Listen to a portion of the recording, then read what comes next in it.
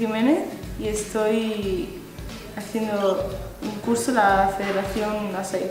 Pues me lo dijo la psicopedagoga del instituto y me convenció. Le dije que sí porque me gustaba todo relacionado con el deporte y desde ahí pues empecé con el curso. Esperaba que fuese un poco más fácil trabajar con estos niños, pero cuando he ido adelantando el curso he visto que no. He visto que algunos niños son muy difíciles de llevar y cuando te acostumbras te lo pasas mejor.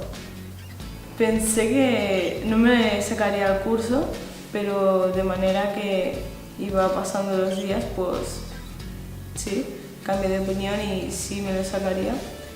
Y estoy muy contenta de haber hecho este curso. Sí, me resulta interesante porque cuando sea mayor quiero seguir mi sueño, que es ser entrenadora paralímpica, y pues quiero conseguirlo.